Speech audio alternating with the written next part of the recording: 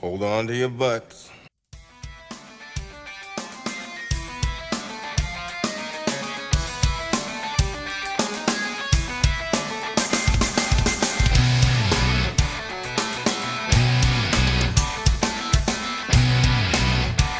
You're listening to the Neon Knights podcast.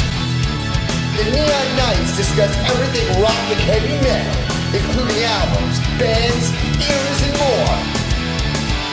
Here are the Neon Knights.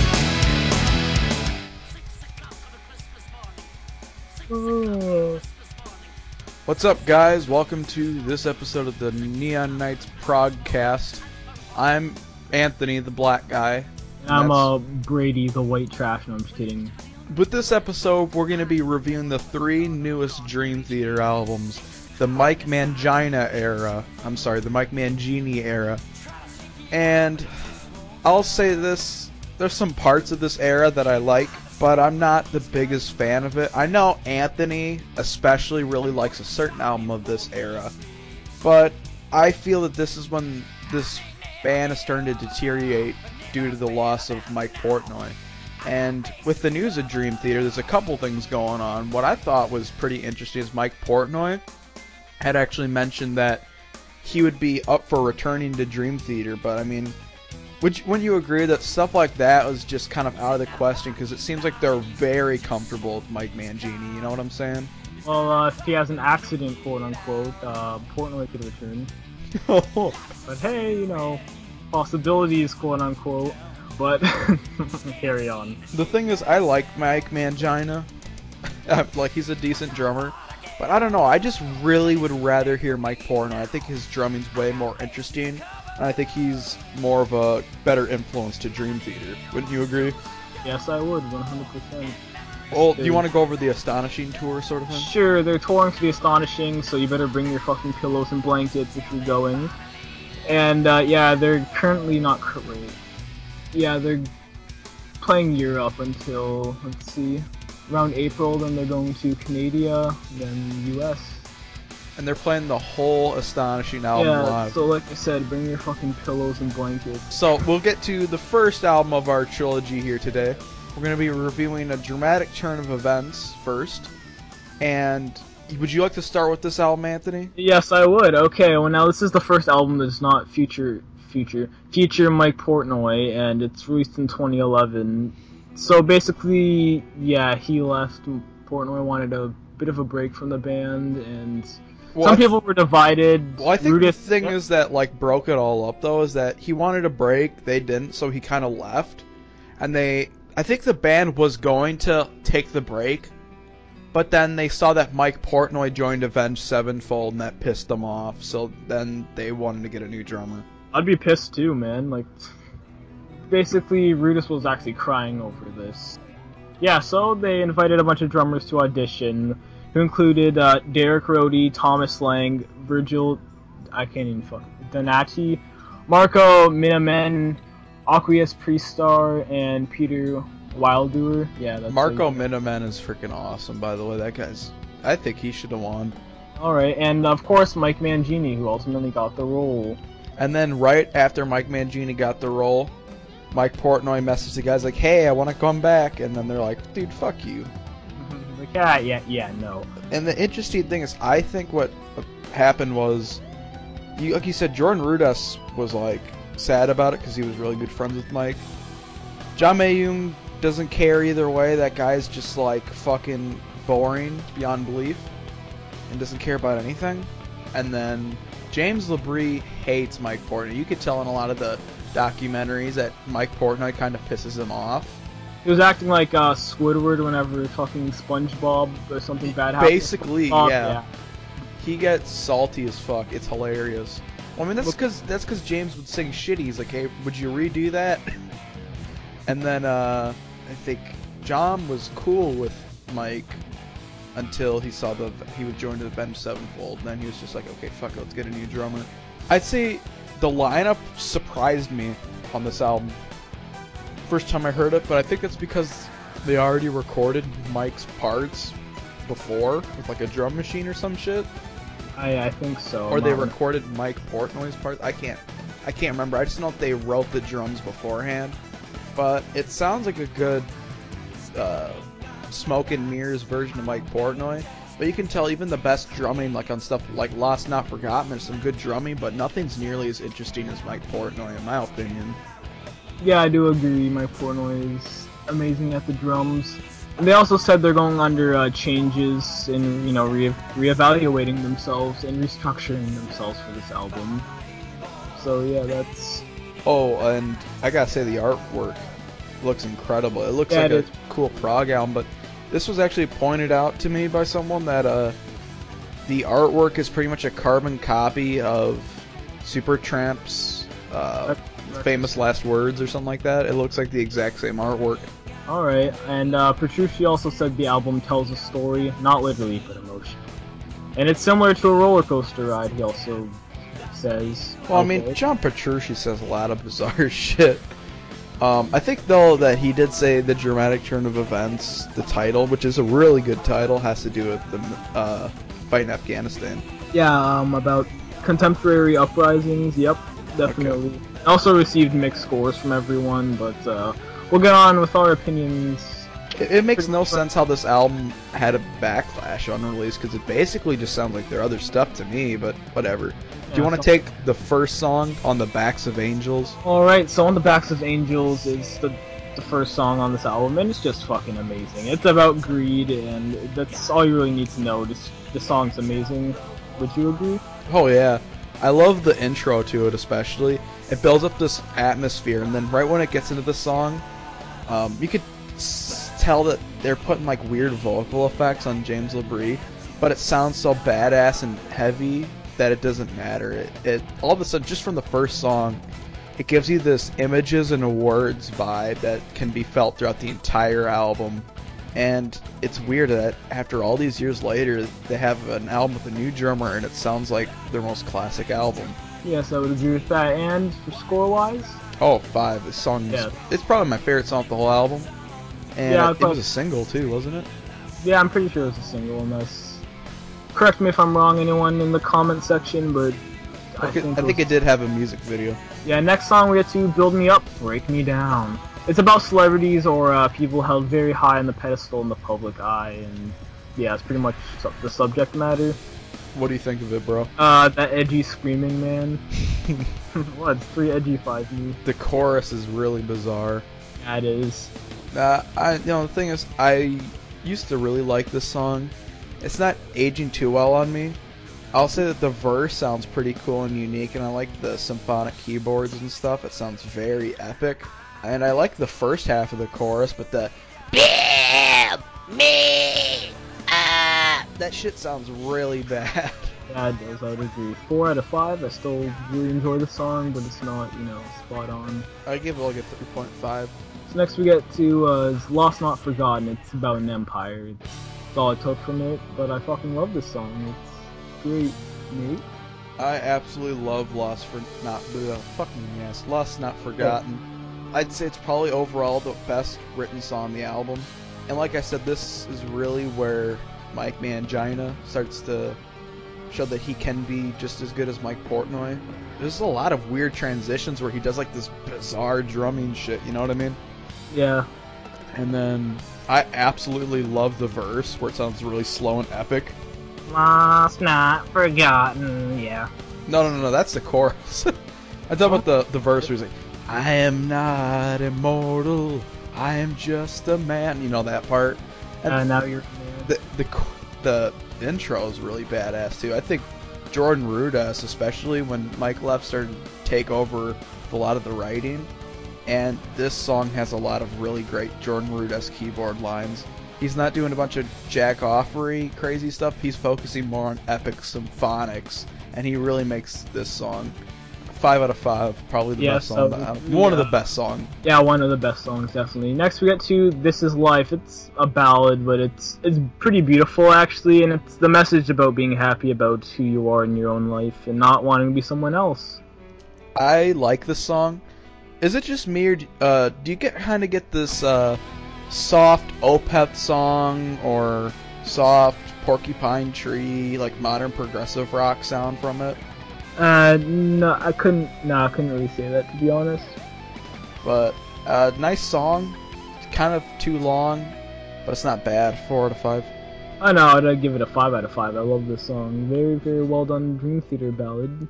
Okay, next we get to Bridges in the Sky, and this sounds a lot like Dream Theater. And pretty much it's fun fact. The original song was the Shaman Trance, which to back this up, pretty much. Do you know that native sounding in the beginning?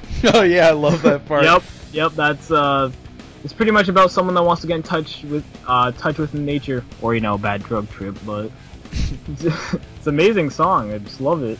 Yeah, and yeah, that I always used to think when I first heard this song, I thought it was gonna be dog shit with the whoa type of stuff. Yeah, I was a bit scared listening to it the first time. I was like, it's better not be shit, but yeah, like the riffs in this song are really heavy, and that chorus is awesome.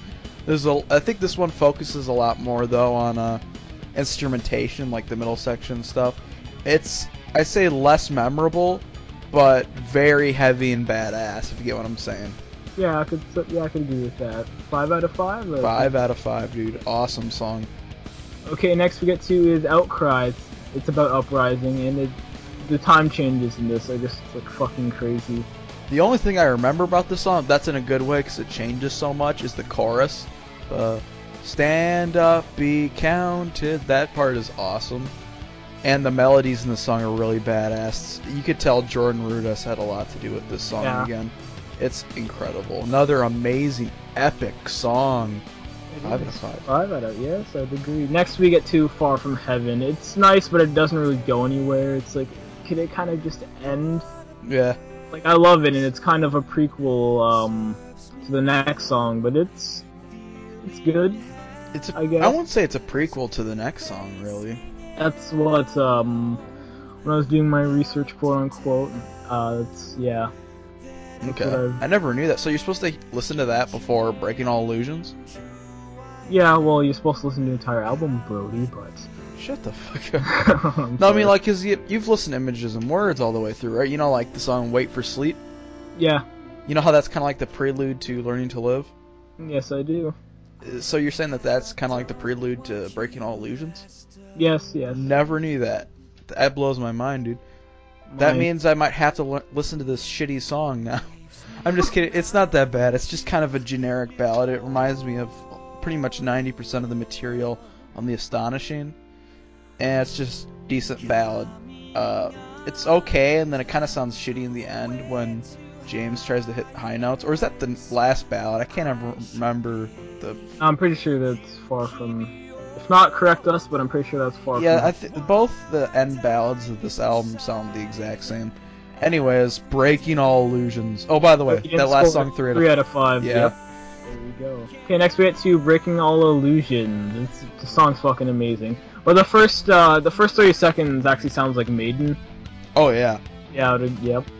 Okay, do you get like the Wait for Sleep vibe on this song? Because you know how that song has like the crazy bass groove to it.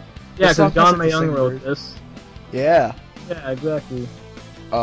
Totally sounds. That's another sort of vibe of returning to the sort of Images and Words theme. This song is very awesome. I think James LaBrie sounds amazing on it. The chorus is great. And that guitar harmony, the crazy one that they do in the beginning, they do all throughout the song, is perfect. Yes. Although I don't think it's as good as Learning to Live. We could debate that sometime. But I would give this a 5 out of 5. It's another amazing song on this album. I agree, 5 out of 5. Okay, let's get to the final track, which is Beneath Lay Surface. It's musically, it's what's the Far From Heaven should have been, but it didn't, because it actually goes somewhere. And great keyboard work by Rudess. The track's also amazing. Wait, there's another song. Yeah. Oh, sorry, it was so forgettable that. Whatever. Just let's go to the next album. Alright. Wait, I rate. This album's actually pretty cool, especially for considering the band could have sucked ass at this point. I'm thinking like an 8.5 or something like that. Oh, well, I'm giving this a 9 out of 10. fucking love this album. Is it still your favorite Dream Theater album? Oh no, silly. Oh, wait, what's your current favorite Dream Theater album, anyways? Let's see. Probably Coctavarium. Oh, that's a dank-ass album.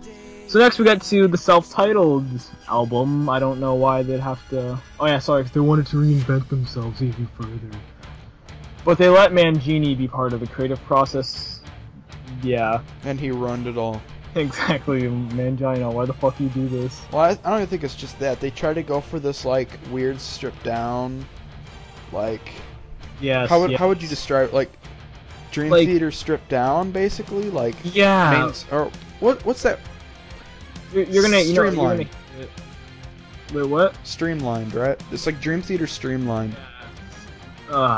Do you want to get into it, right? Or do you have anything to say? There's not even much to say about this album. It just kind of came out, and then everyone praised it because, oh, it's Dream Theater, it's a self-titled album. Illumination Theory, which is a very good song, but, like, okay, you know what, let's just go into it. Well, I'll say this, though. There's a couple songs that are cool on here. Yes. But there's a lot of it that's just, what the hell is this?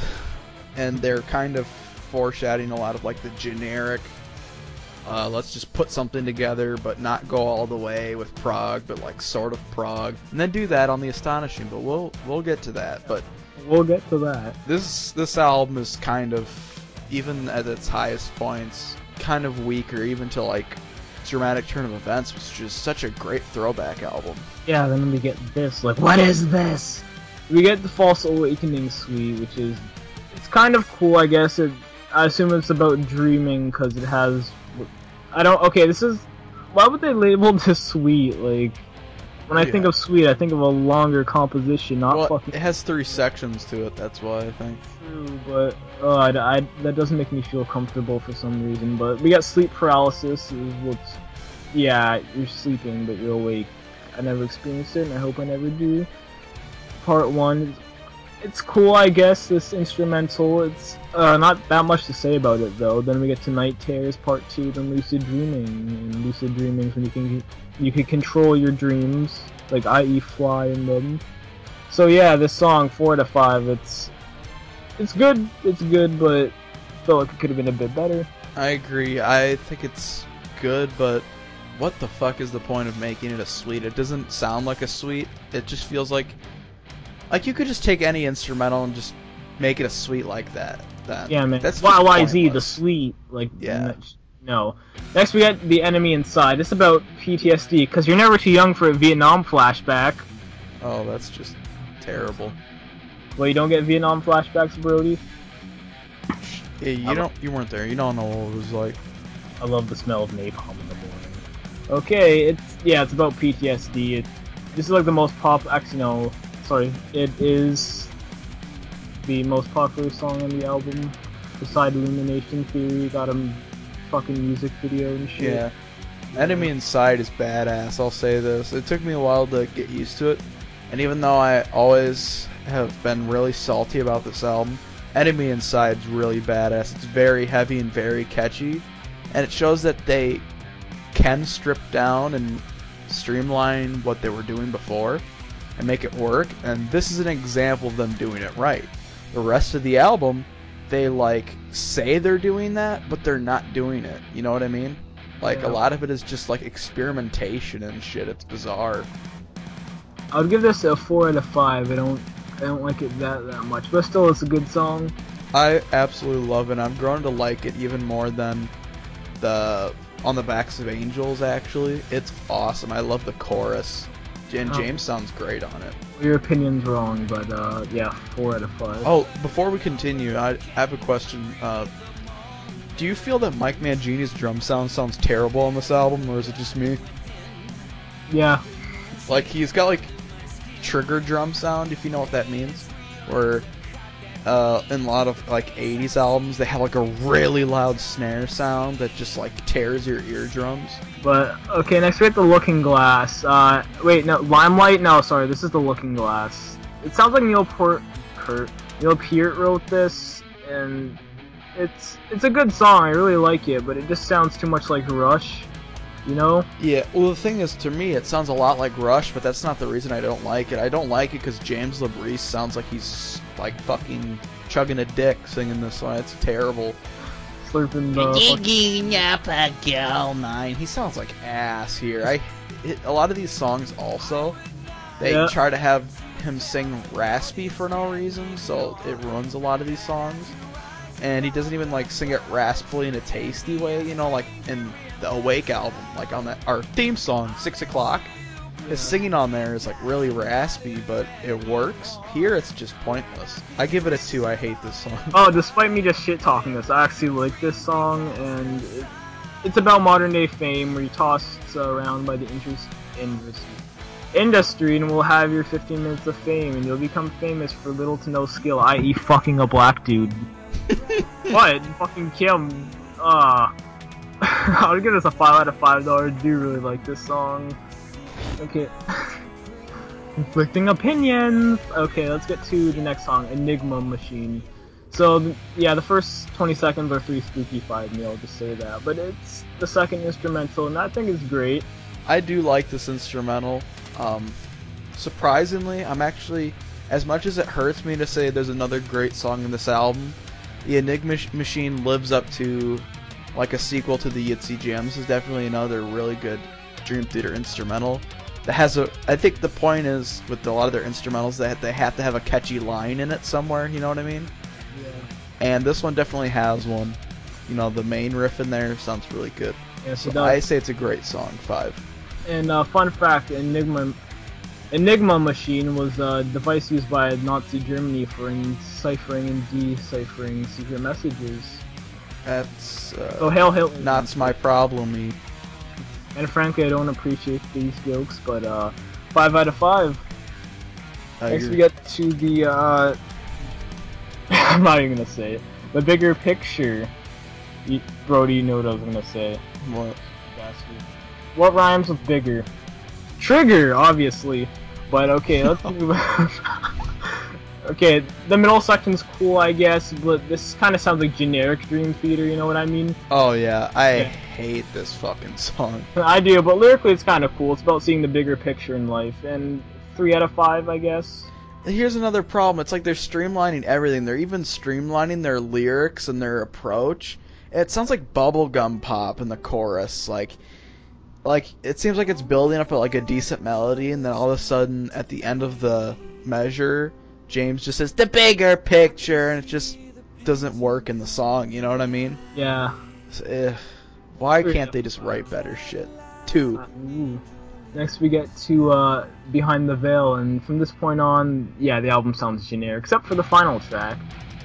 But it's about the, if you didn't know this, the Ohio kidnappings, which happened like about 10 years ago. Basically, a fucking man by the name of Ariel Castro kept 3 girls locked in his basement. Totally not fucked up at all. Not at all, but yeah, that's what the song's about. I kind of like this one. I've always thought the verse was kind of weird, but the chorus is pretty nice. I give it a 4. And I kind of like how it's sort of a lengthier song, but I feel like they could have done a little bit more with it. It's weird how they streamline these songs, but then a lot of the longer ones feel like they waste a lot of time yet aren't long enough, if you get what I'm saying. Yeah. Like they should be epic songs, but they waste a lot of the time that they used to be epic. But anyways, what would you give it? 3 out of 5. It's alright. Then we have Surrender to Reason, which has a lot of Rush sounding stuff. Yeah, the to first it, half sounds like Rush, I would agree. Yeah. Second though, but still. It sounds a lot like, I'd say 80s Rush. Yeah. It's kind of a generic song. James LaBrie's singing in there is just terrible in a lot of parts. I do kind of like the chorus, but it's just kind of a whatever filler song. 3 out of 5. Yeah, lyrically it's pretty nice, and I'll give it 3 out of 5 as well. Next we get to Along for the Ride. It starts off ballad-like, totally original. But I do like the keyboard solo. Other than that, though, the song's alright. The song is complete and utter fucking dreck. 1 out of 5. I hate every aspect of this song. This sounds like one of the worst songs in the next album. This is just absolute tripe. I'll play this at your funeral, I'll put that. Oh, jeez, dude. Gonna come back. And I believe we're along for the ride. It's so fucking bubblegum pop. It's terrible. Gonna come Why? out of your coffin and turn it off, and then go back to the rest. Like, streamlining's one thing, okay? But literally making fucking pop music, this is dog shit, dude. Go to the next song, please, before I get canceled. The Illuminati theory confirmed. It is the final track on the song. It's the worst track. It's fuck this song I'm playing with you. It's okay. The song. It's about the core of living. You know, staying alive and living for a reason, etc. It's cool. It's very good. Well put together. Sweet, and I like it a lot, as you could tell. Now, do you have anything to say about this, Brody? Yeah, Illumination theory. The Illuminati told me to say that. Anyways, 20-minute song. Very badass. It's pretty cool. I'd say it's definitely weaker than a lot of their other suites, but hey, it's pretty good, especially for this album. Yeah, this kind of saves the album, honestly. Yeah. I'd give this probably 2 or 1 less point if this wasn't on it, but the song is just amazing. Really. Yeah, and I actually kind of like the verse a lot, where he comes in with the consider this question. Yes. I've always thought that would sound really hilarious, but cool. But there's this one part in the song that I really hate later on. Maybe you remember it. It's just so fucking nails in a chalkboard when James is trying to sing these high notes in there. It's like way later in the song. He's like, salvation! It just sounds really bad. Well, now. Alright, I'll give the song a 1 out of 5. Shut the fuck up, dude. No, I won't. 5 out of 5, I'm just playing with you boys. Yeah. Oh, and do you kind of feel like the song's too long? Is it just me? No, the ending is actually supposed to... Yeah, the last 2 minutes actually kind of sounds like Gates of Delirium, if you noticed. Yeah, well, I think the thing is, the last section of the song has a lot of just silence, and then it has keyboard outro at the end. Yeah, it kind of sounds like Gates. Yeah. Yeah. Overall, I'd give this album a 7 out of 10. If, honestly, Illuminati confirmed theory wasn't there, it'd probably be a 5 or a 6. This just really holds up the album. I'm probably gonna give this album a 6. It's caught me at a bad day. Some days I'm actually like it enough to give it a 7, but I think I'm just literally grabbing at straws when I do that, because it's like, well, these bits and pieces are good, but to be honest with myself, I hardly listen to this album for a reason. So surrender to reason. Okay, I give it, 6. Alright, and yeah, I would say listen to album 1, find things you like, pick that out, and just listen to Illumination Theory. Yeah, a lot of people liked it on when it first came out. Yeah, because it's new, man. I find this album to be set up in a way where newcomers will be like, what the fuck is this? You know what I mean? Yeah. Where a lot of people that heard it when it came out might like it for it being different, but will be like an album that newcomers will hate because it's just so bizarre. Yeah, if you're new to Dream Theater, do not touch this except Illumination Theory. So next we get to the Astonishing. Yeah. The story was inspired by producers' love of franchises such as Game of Thrones and Star Wars.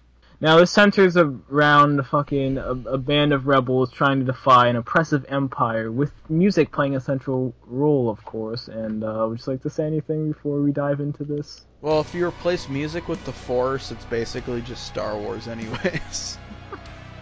But yeah, it's double album, 2 hours, rock opera, and well, I can't speak. You see, the thing is, I knew this was going to be a polarizing album, so with a lot of fans that are just like, fuck you, how do people hate this? It's like, idiot, you should read between the lines and figure out that this album was going to be polarizing before it even came out. Now, it's getting great reviews, but I've seen a lot of my friend music reviewers fucking hate this album, including myself and Anthony here. We really don't like it. It's a really big chore for us, but hey, apparently a lot of professional music reviewers that haven't even listened to it yet love it. But I thought this album was gonna be good, and I hoped it was gonna be good. In fact, the first 15 minutes of it I actually kind of like, but then I realized it's just a lot of the same, and it kind of gets even more generic as it goes along, and it tries to incorporate all these weird Broadway styles, and it just sounds really shitty with their music. You know what I'm saying?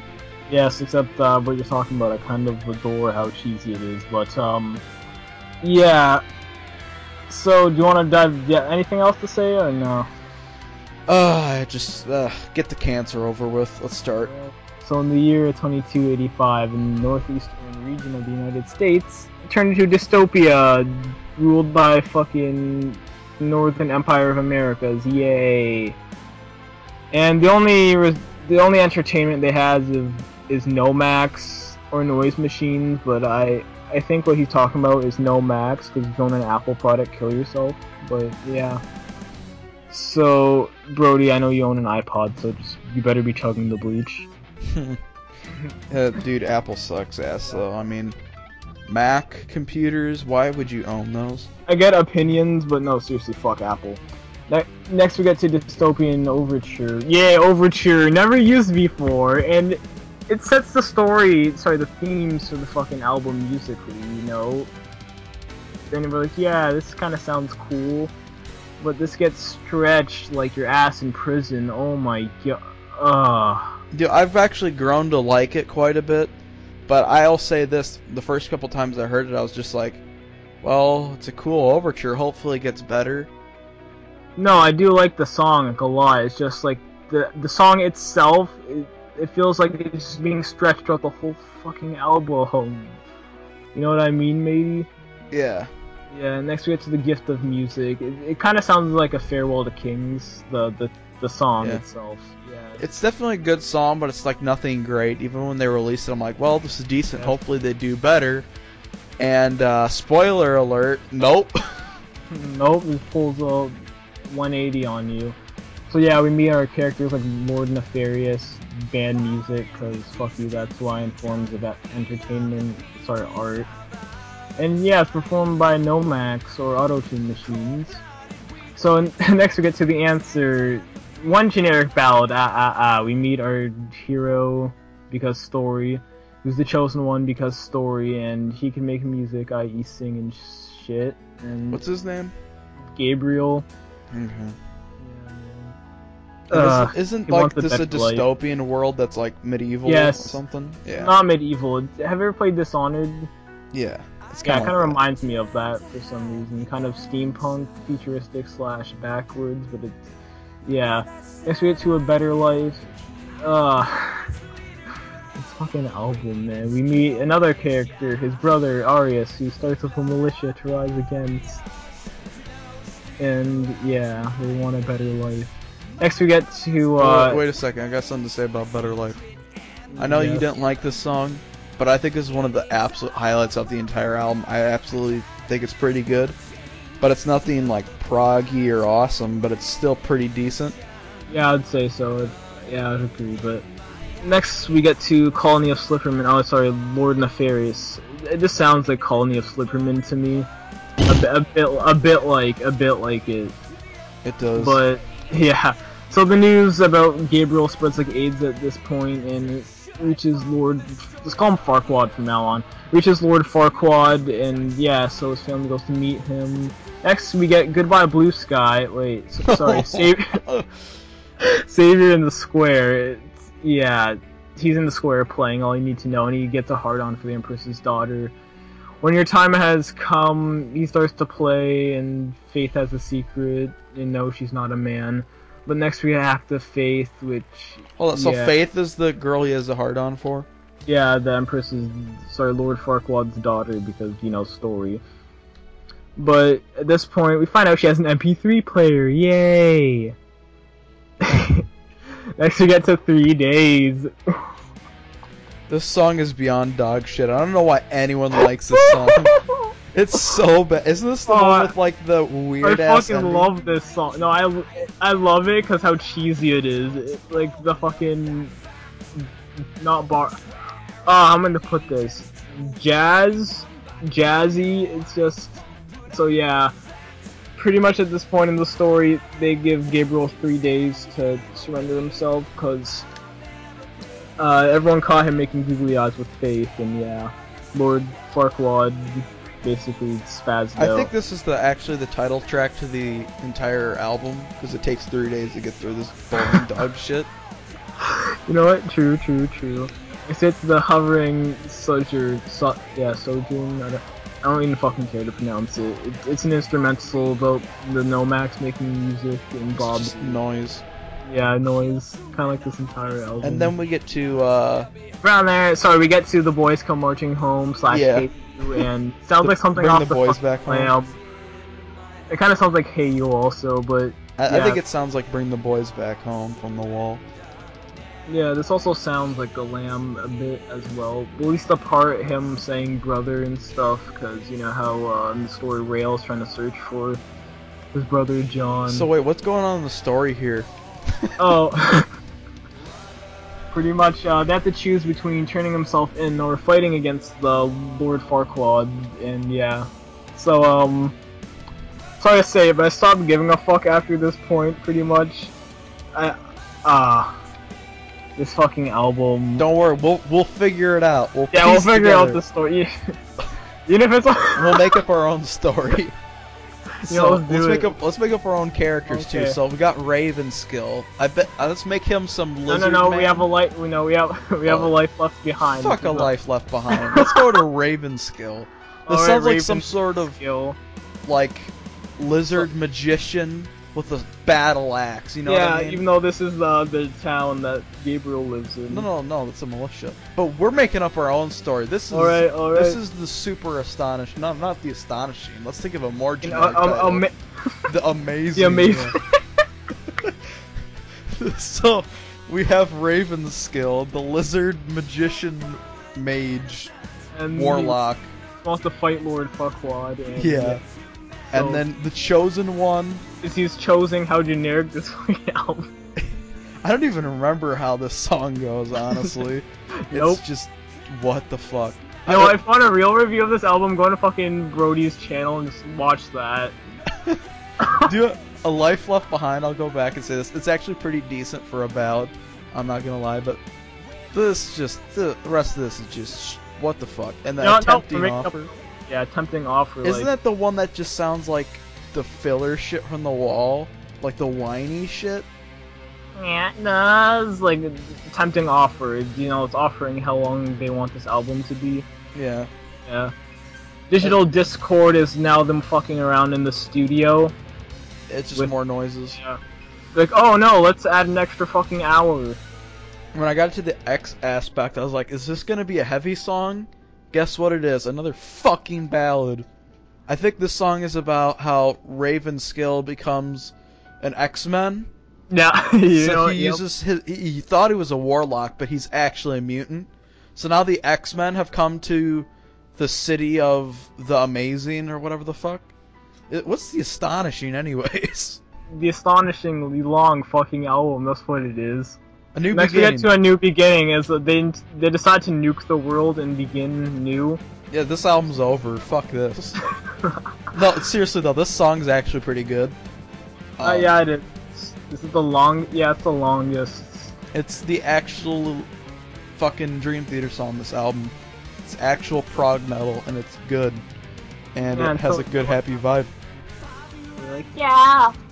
And the guitar solo is really badass. The guitar solo is about the warlock, and how they use the Professor Charles Xavier's powers to find Lord Farquaad, because he's actually working with Magneto. So that's what's going on now. Yeah, and they also, Road to Revolution, they have to wait about a couple billion years for the Earth to form again. Yeah. So the same shit happens. They gotta... It feels like that, dude, too. Like, I remember when I got to Road to Revolution, I'm like, please be an epic song, please be something. It's another ballad. It's like, I don't want to listen to the next side of this album. I literally waited an hour after, because I'm just like, ugh, I still have more to this. I'm already pissed off. Why do I want to get even more pissed off when I heard the second half of this album's even fucking worse? Road to Revolution's not that bad. Isn't it a continuation of like the Brother Can You Hear Me sort of thing? No, it starts out pretty like heavy, then the ending is fucking shit, except fucking those drum fills that Mangina's doing is actually pretty good, but His drum sound is even worse on this album. It's just triggered drum garbage. You Actually, can't even hear his cymbals. What cymbals, man? We don't need those. Yeah. Oh, yeah, by the way, if you haven't noticed, we're not scoring any of these, because really, we honestly can, or we don't care to, rather. We're not supposed to. It's all supposed to be listened. It's one song. Yeah, man. You're supposed to know if you read the story, then everything becomes better. You gotta read the story, okay? You gotta worship Dream Actually, Theater. I'll talk about the story at the end, but next we get to 2285 on Trace. Now they're back, you know, history repeated itself after the big explosion happened. And then we have the story of 2112.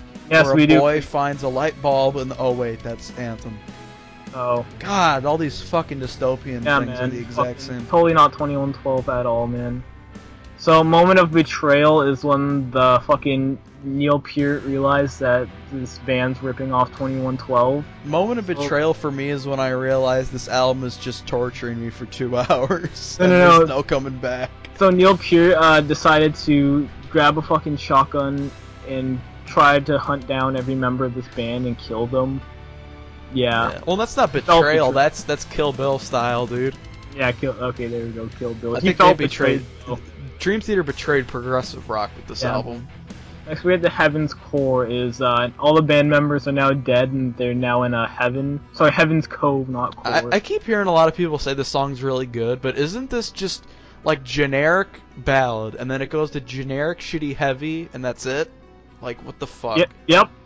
You know what? It kind of sounds like something off the Lamb a bit for the first like 2 minutes, but then after that it's just like, yeah, man, generic heavy, and then just fuck this song.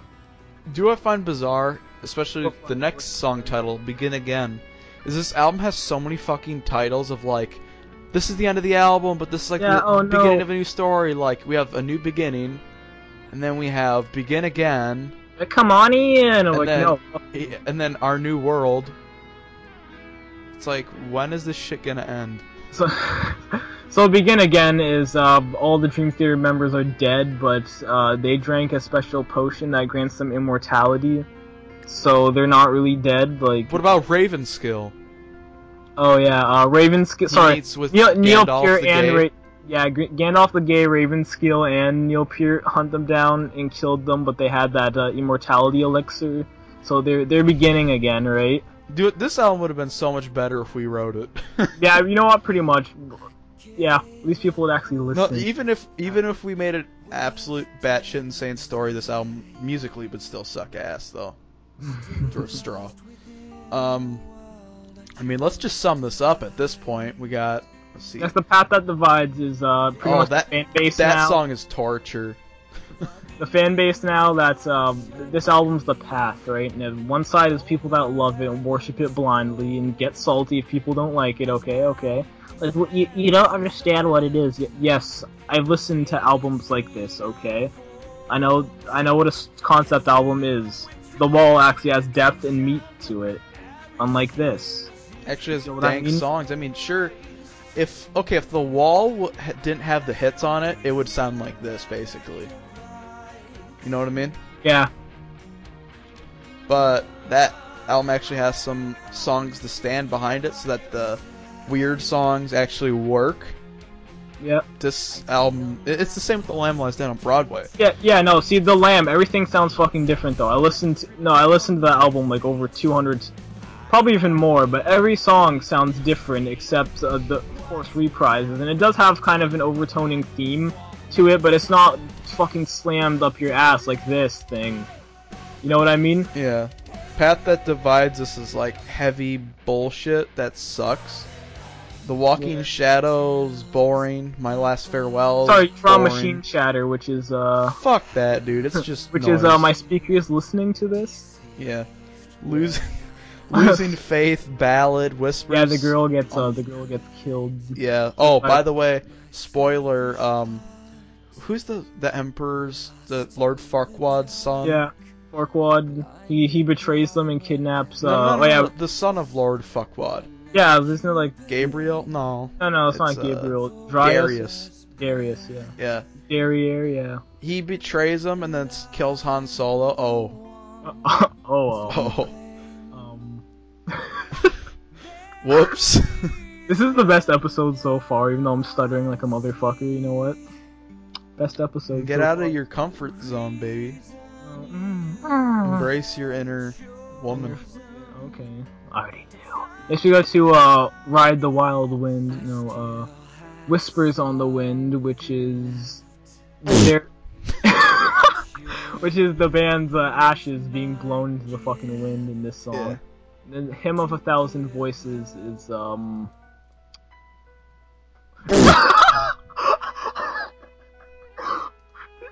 beginning sounds like My Heart Will Go On. You know My Heart Will Go On, right?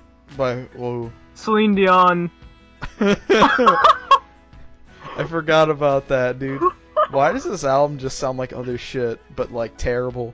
I'll say this, dude. It has a cool song title, but it feels like a filler song. Yeah, it and does. it's just ballad crap. Just go listen to My Heart Will Go On flute version. That's the ultimate version of that. Now we get to Our New World. Is you know what? They nuked the world again, so they have to wait till. Yeah, why do they keep? This album keeps going on for so long that they're having like.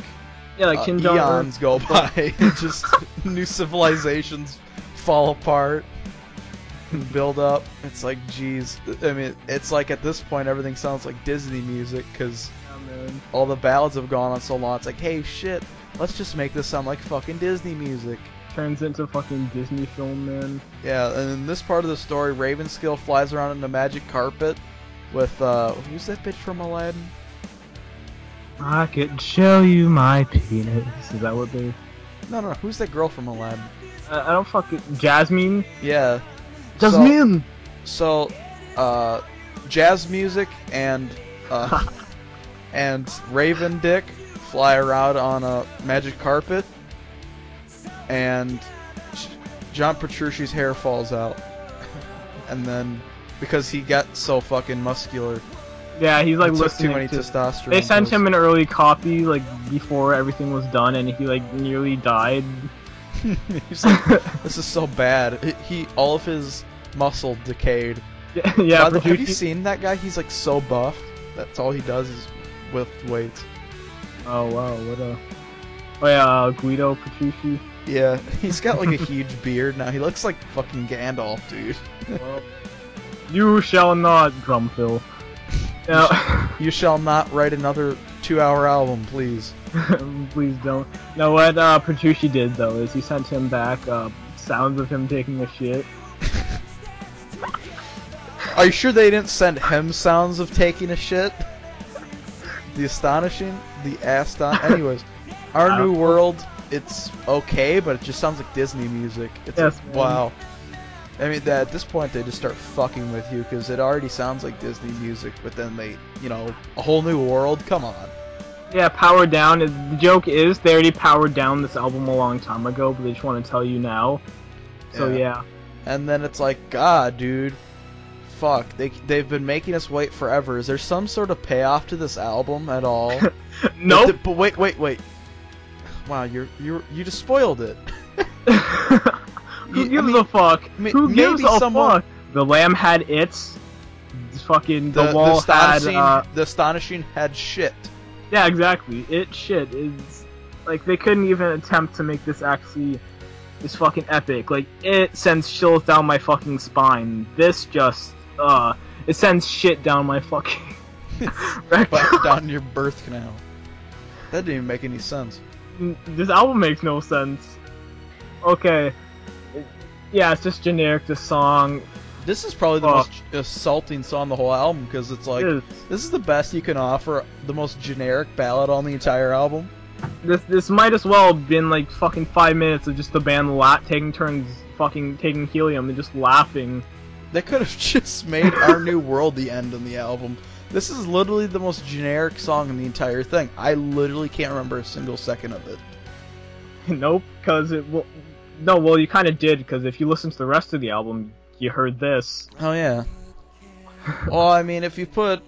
if you listen real close, while you're in the bathroom, you can hear this song. What, the fucking stall beside you?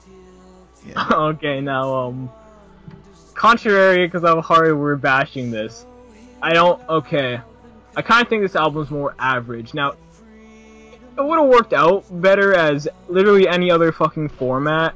You feel what I mean? Like a book, that would have been interesting. Even a movie, that would have been somewhat interesting. The soundtrack to a movie would have been somewhat decent, or Yep. like a Broadway, if they cut out like half of it. Yeah, like the story. Don't get me wrong. It's yeah, sure, it is kind of a 2112 ripoff, but it is really good actually. And it's not even just that there's ballads, but like even heavier songs here, you know, like Lord Nefarious, just sound like dog shit. 'Cause it's like trying to be like Broadway themes that just sound cheesy and retarded. So cheesy. I Like, love that. I am Lord Nefarious, and all this dumb shit. He has 3 days. Then Yeah. Oh god, I hate that. I fucking love that. Overall, though, okay, score-wise, I'd give this a 5 out of 10. It's just so middle of the road for me. Like, sometimes I'm like, this is kind of cool, and sometimes I'm like, ew, but there's really just tracks that add to it, and then there's tracks that just fucking deter from it on the other side of the spectrum. I agree. I think, though, Yes. that there's some pretty dang good shit on here. Decent stuff. Nothing Yes. too amazing, but the overtures are cool. Gift of Music's pretty nice. A Better Life's awesome. Despite A Savior in the Squares intro being Goodbye Blue Sky, the main part of the song's actually pretty decent. Yes, I would agree. Like, for every one good, like, piece there is, there's, like, 2 or 3 just Yeah. other, like... Or fucking- 4. A New Beginning's awesome. I love the guitar solo at the end of that, by the way. Moment of Betrayal, even though we're making fun of it, is actually pretty awesome. Yeah, I would say so. And then the story also, like, holds it up a bit, but other than that... Yeah. Would I recommend listening to this? I guess so, if you have nothing better to do for 2 hours and, like, 15 minutes. What did I rate it already? Nope, you didn't. Dude, it's aging terribly to me. I'm gonna give it a 3 out of 10. Oh, wow. The thing is that runs it even harder is the second half of the album is even, like, way worse, too. Yeah. Because there's only, like, 2 songs that are good on it at all. And the rest of it is just blah, blah, blah, blah, blah. Like, this entire thing sounds like a mixture of 2112, The Wall, and The Lamb. You feel? And then dog shit just spinning around.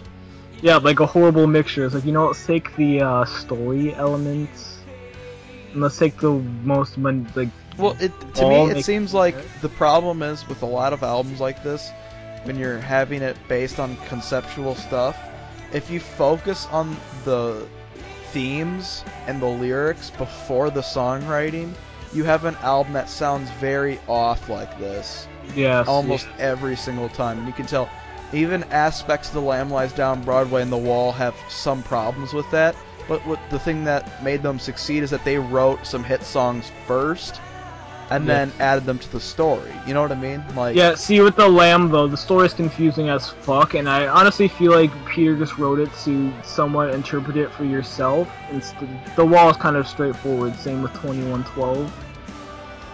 Like, in terms of story matter, but the Lamb is confusingly awesome, if that makes any sense. Of course. This album is, like... So anyways, thanks for watching. Yeah, we don't want any more cancer from no, talking we don't. about Like, this. my hair's already falling out. God, dude, I remember the first time hearing that all the way through. I'm like, I was so pissed off. I wasted 2 hours of my day on a school day just listening to this dog shit. Like, I imagine you just looking in the mirror, just with like the I'm most like, blank even face. worse because I knew I had to review it. Ah. I'm like, God, I have to listen to this again, and I Why listened then to those it 5 swarm times dislikes that from week. butthurt fucking people, like, okay, you know what, if you like this album, good for you.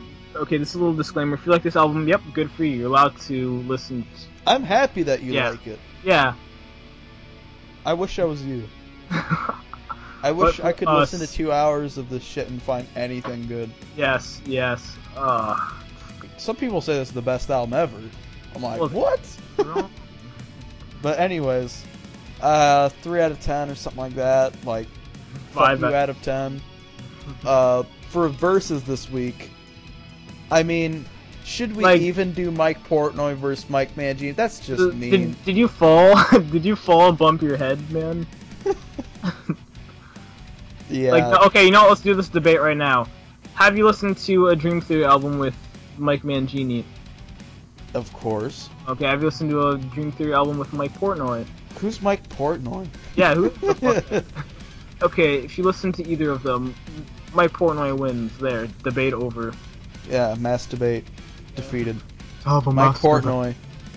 all the way. Undefeated champion, RKO. A lot of people are like, Mike Mangini is technically better. I mean, I guess when it comes to like stuff like technical playing, but I mean, go back and listen to early Mike Portnoy, and like, I'd say he was in his best in like the 6 Degrees era and stuff. Just listen to, Glass Prison. Just listen to the drumming in that fucking song. It's incredible. Listen Still to the gives drumming. me nightmares. Listen to the drumming in Voices. It's fucking awesome. Listen to the drumming in 6 O'Clock. All the songs and the early stuff were awesome because of his drum lines that he wrote. And you could, if you just followed his drums, you could love every Dream Theater song from the early, all the stuff he was on, pretty much. Mike Mangini, he does nothing that interesting except for maybe direct turn of events stuff.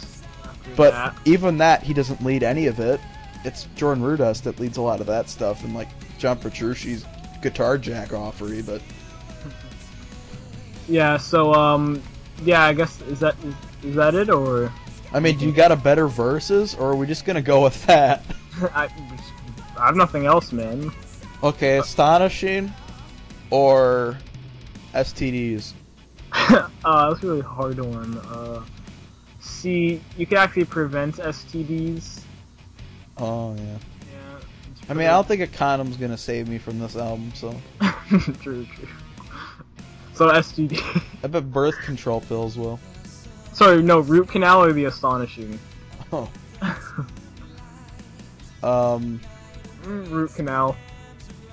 Cancer? No, Ebola AIDS. Okay, so that is, I guess that wraps up this episode of the podcast of Dream Theater. Don't forget to like, favorite, subscribe. If you like, you get a free no Mac. No scam at all. What? Well, hey, actually, Anthony's just fooling you guys. This is just the first half of the episode.